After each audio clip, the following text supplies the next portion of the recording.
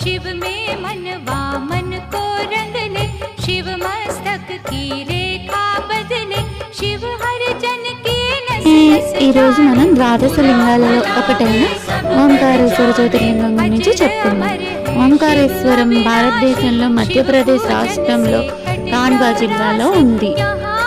సూర్యవంశానికి మదాంత రఘువంశ మూల పురుషుడు. మదాంత ఇక్కడే పర్వతంపై తపస్సు చేసి శివుడిని ప్రసన్నం చేసుకున్నాడు.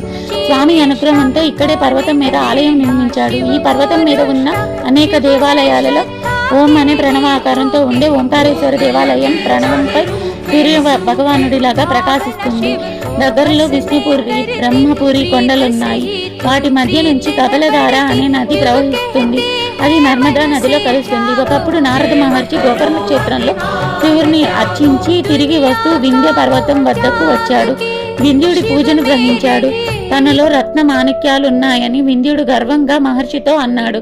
నువ్వు మేరు పర్వతం కంటే తక్కువే, శిఖరాలు స్వర్గం వరకు వ్యాపిస్తాయి అన్నాడు. సిగ్గుపడుతూ వింధ్యుడు శివుడి కోసం 6 నెలలు ఈ క్షేత్రంలో ఘోర తపస్సు చేస్తాడు.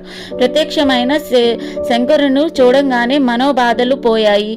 తాను ప్రశాంతత ఏర్పడింది. శిఖరంపై శాశ్వతంగా ఉండమని శివుడిని వేడుకుంటాడు. సంతోషించిన శివుడు ప్రణవాకారంలో జ్యోతిర్లింగంగా ఇక్కడ స్థిరపడ్డాడు. భక్తులు అభిష్టాలను నేరుగా వ్యవహరిస్తాడు. ఓంకారేశ్వరుని పార్థివ ఆకారంలో అమల్యేశ్వరుడుగా 2 పేర్లతో ఈ జ్యోతిర్లింగం అర్చించుస్తారు. లోనే ఆది శంకరాచార్యులు వారు ఉపనిషత్తులను భాష్యం రాశారు. ఈయన గురువు గారితో నివసించిన గృహలు ఈ మధ్యనే పునరుద్ధరించారు. ఇక్కడ గౌరీ సోమనాథ మందిరంలో శివలింగ దర్శనం చేసిన పునర్జన్మ ఉండదని విశ్వాసం. రాబోయే జన్మ రహస్యాలు కూడా తెలుస్తాయట.